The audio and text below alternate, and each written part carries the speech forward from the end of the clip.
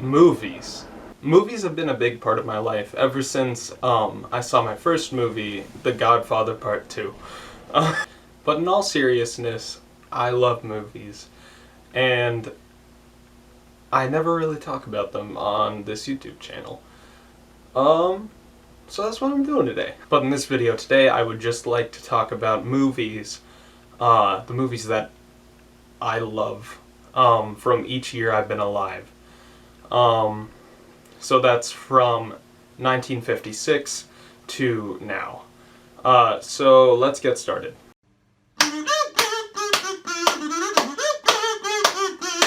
(2002) was a wonderful year. It had several great movies, and it had one great person who was born that year. Also, another one, Andrew. That's it. In 2002, they had Minority Report, there was The Ring, Spider-Man, there was Signs, frickin' Scooby-Doo. But my favorite movie that year would have to be Lord of the Rings: Two Towers. Okay, so Lord of the Rings: Two Towers is my favorite Lord of the Rings movie. It's my favorite Tolkien book, like my favorite of the whole series. It's just beautiful. It has way more development, like character development, I would say, than the first movie had. It really develops those characters. It shows the journey that they go on.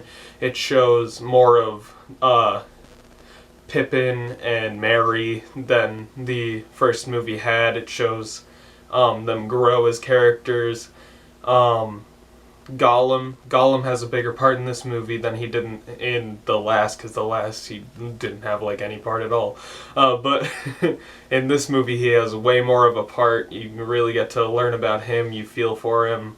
It's just, oh my gosh, I love that movie.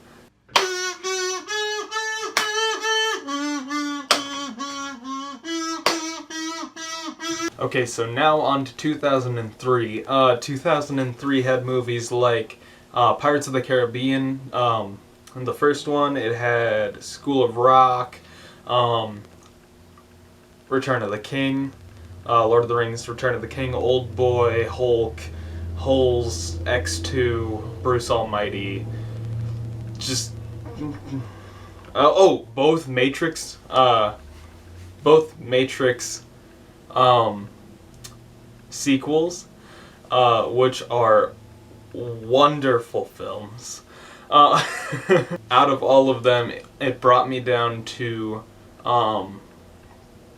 two, and that would be Return of the King and my actual choice, which is Kill Bill. Kill Bill is so dramatic, it's so cinematic, it brings you back to like the old like grindhouse films of like the 70s and 80s, but it also brings in the 2000s aesthetic with the bright colors, and it also has the Quentin Tarantino style, all the blood like in old martial arts films.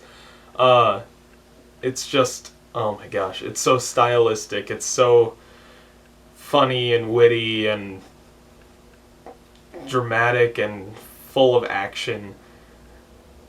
It's so good. Oh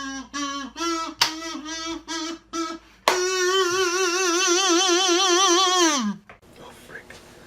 What was my choice for Oh frick, I know what it is. It's Spider-Man 2! Okay, now on to 2004. 2004 had everyone's favorite movie of all time, The Notebook. What? That's not my choice though. Napoleon Dynamite, one of my favorite comedies of all time. Eternal Sunshine of the Spotless Mind, Dodgeball, Troy, Saw, which is The Day After Tomorrow, which is a movie I hate. Anchorman, The Village, Shark Tale. But my choice, I already said it. Spider-Man 2! I love Spider-Man 2 so much. It's my favorite superhero movie of all time. It's one of my favorite movies of all time. It's like my 15th favorite movie of all time, something like that. I'll check it. It'll be behind me maybe if I know how to green screen. But dude, I love Spider-Man 2 so much. It's got Tobey Maguire, who's my favorite Spider-Man. It's got Sam Raimi as director. Sam Raimi is one of my favorite directors. He's directed so many great movies. Evil Dead 2, Army of Darkness, all the Spider-Man movies, Darkman. Oz the Great and Powerful. He's just so good. I don't know why I can't think of any of his other movies right now. But yeah, no, I just love Spider-Man 2. Villain is an amazing villain. Harry in this movie you can really feel for him. You can really feel all the emotions he's going through, with him trying to find Spider-Man and his true identity, and then it turning out to be his best friend. It's just, oh my gosh, I love it.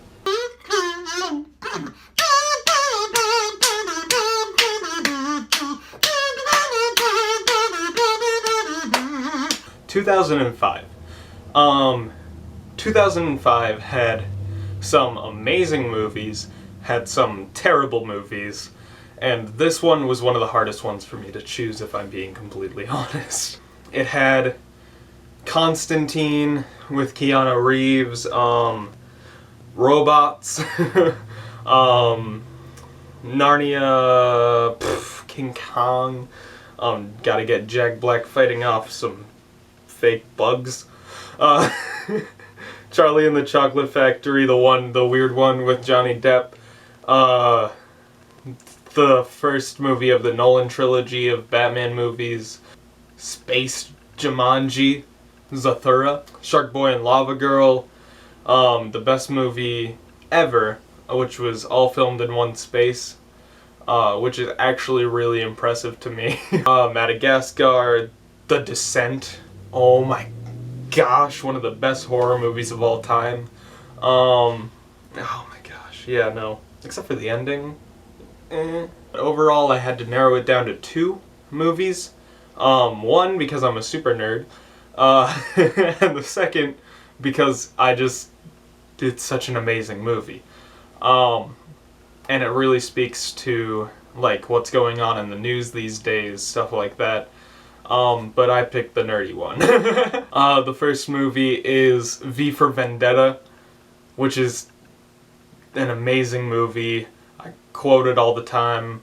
I love that movie. Characters are great. Hugo Weaving is great. Natalie Portman's great. Oh my gosh. But I had to go with Revenge of the Sith. Because, like, come on. Revenge of the Sith is my 3rd favorite Star Wars movie.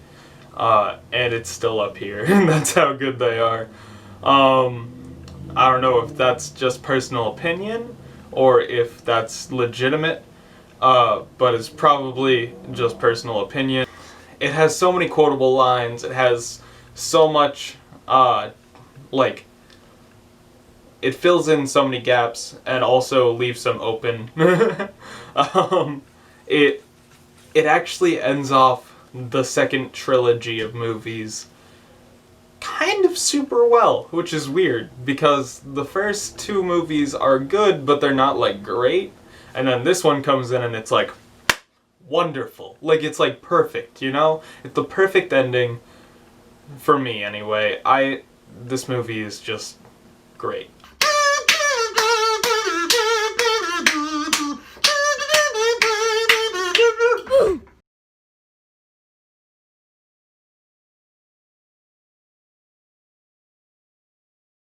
Okay, now on to 2006. 2006, I was 4 years old, and I think I was going into kindergarten. I don't really know what age you go into kindergarten, because I am an idiot. 2006 was an amazing year for movies, as I've said several times already, but really it is. It has The Departed. Like, come on. Like, that's an amazing movie. Martin Scorsese. Oh my gosh. The Pursuit of Happiness. 300. Actually haven't seen that one yet. I'm sorry. The Host. Bong Joon-ho. Ever heard of him? Parasite? Yeah, that's him. Idiot. Idiocracy. My favorite Mike Judge movie. Actually, my second favorite Mike Judge movie. Paprika, which I haven't seen because it's anime and I ain't no weeb. Casino Royale. I love Casino Royale. It's my favorite James Bond movie, but it still loses. Pan's Labyrinth, The Da Vinci Code, Little Miss Sunshine, Rocky Balboa. Wonderful movies. Talladega Nights. But I had to go with my boy Christopher Nolan on this one. And I chose The Prestige. Oh, and Cars. That one's pretty good, I guess. Oh, and Monster House. I should be on screen, shouldn't I? I'm not good at this. The Prestige, it just messes with your mind. That's basically Christopher Nolan's thing, I know. But, like, yeah, it's like, okay, first of all, great actors. Hugh Jackman, Christian Bale. You got frickin' David Bowie coming out here playing my favorite person of all time, Tesla. But, yeah, like, it's just great. Like, it takes forever. It takes the entire movie to figure out what's happening. Like, how he's doing the tricks, how things are happening. You're really invested in what's going on between the two main characters, what's going on within their families, what is happening, like what's the repercussions of what they're doing. And by the end of it, it kind of just leaves you speechless, to be honest. Like, the end of this movie is, you can take it two ways, I think. The way that I took it was like, this is beautiful, this is an amazing ending. Thank you, Christopher Nolan. But, yeah, like, oh, and the other way. And the other way is you could take it as, like, that's stretching a little bit, this is weird. But, like, really, the end of this movie, to me, is, like, mind-blowing. Like, I have no idea how Christopher Nolan could have come up with this. Like, it's perfect. And it's a really underrated Christopher Nolan movie. Didn't want to go back on screen.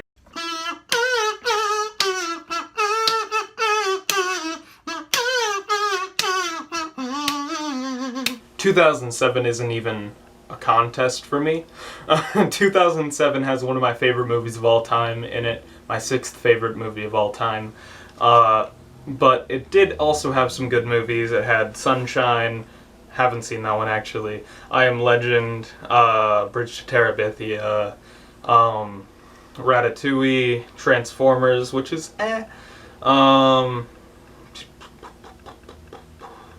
Sweeney Todd, yeah. The Number 23, the Jim Carrey horror movie, which just sounds wrong. Superbad, I need to shout that one out for my friend Calvin, because that's that's his favorite movie of all time. Need to shout that one out. Superbad. Spider-Man 3, which was really disappointing, but also amazing. The Bee Movie, but honestly, No Country for Old Men. No Country for Old Men. If you haven't seen No Country for Old Men, stop this movie right now, go rent it on Amazon, or buy it, or get the Blu-ray, or anything. It's an amazing movie. I 100% recommend it. It's just one of those movies that, like, changes who you are after you watch it, or changes your perspective of what a movie can be. It has frickin' Cowboy Thanos in it. It has Shigeru in it. Shigeru is the best villain of all time. Well, not villain, the best antagonist of all time, in my opinion. I say not the best villain of all time because he's more of an agent of chaos than a villain, but yeah, no, like, it has amazing action scenes, amazing directing, by my favorite directors actually, Joel and Ethan Coen. It's like a new take on a Western. So like if you watched Westerns, just think of that now, basically, and what it has evolved into. That's what this movie is.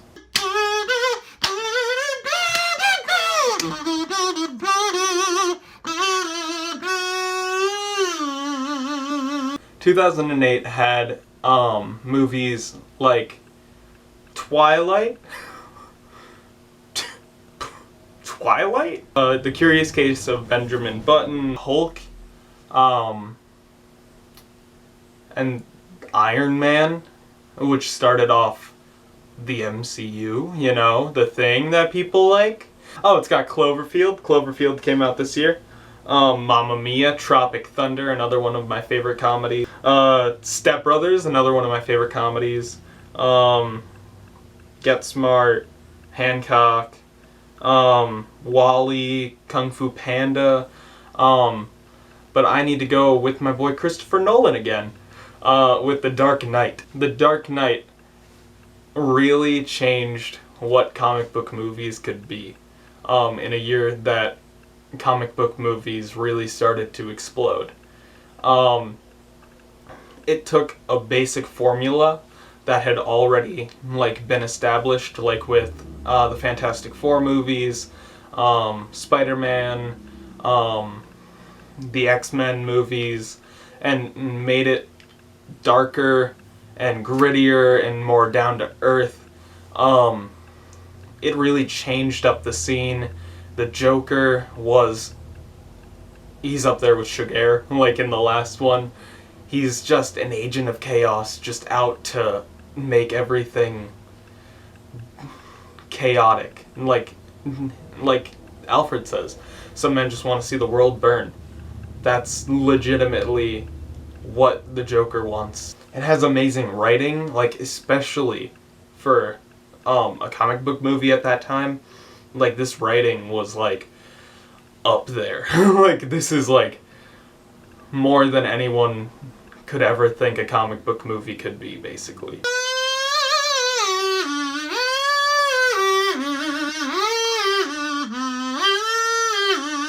2009. 2009 really changed things. Because of James Cameron, Avatar. But I don't really like that movie, so I'm not gonna put that as my favorite. Fantastic Mr. Fox, Coraline, District 9, haven't seen it yet, I'm sorry. Watchmen, Sherlock Holmes, the new one with Robert Downey Jr., directed by... Frick, what's his name? Guy Ritchie! Why couldn't I think of Guy Ritchie's name? That really changed what people saw Sherlock Holmes as. Up, like Pixar? Come on. The Watchmen, I don't know if I said that already. What year is this? What's my favorite movie of this year? Wait a second. Give me a second. Oh! The Triangle. Okay. Hear me out. A lot of you probably don't know what The Triangle is, because it's a horror film that not many people saw, or even think about or see now. But really, The Triangle was it really messes with your mind. It's like, how can I explain this? It's like Inception mixed with horror mixed with a cruise ship. It messes with the reality of time. It messes with your perception of what horror can be, and how to make a horror film. those are my favorite types of horror movies, like things that you haven't really seen before, and things that are horrifying in a sense that this is something new. Like, this is something that messes with time, messes with your perception of what's real. It's, yeah, no, this movie is great. Again, the acting in this, wonderful, directing in it, wonderful, the writing in it, wonderful. It's not a perfect movie. It just stands out among the rest. Like, what horror is today, it stands out among that.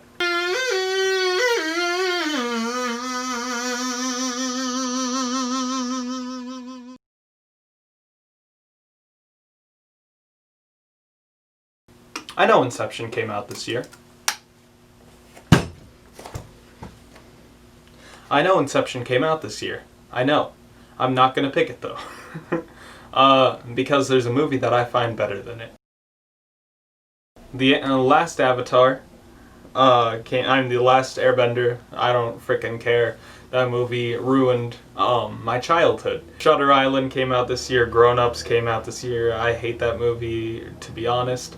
Insidious, which also changed horror, like the last movie. Tangled. I love that movie. That's one of my favorite Disney movies. Not picking that one. This is how important the movie that I'm about to say is.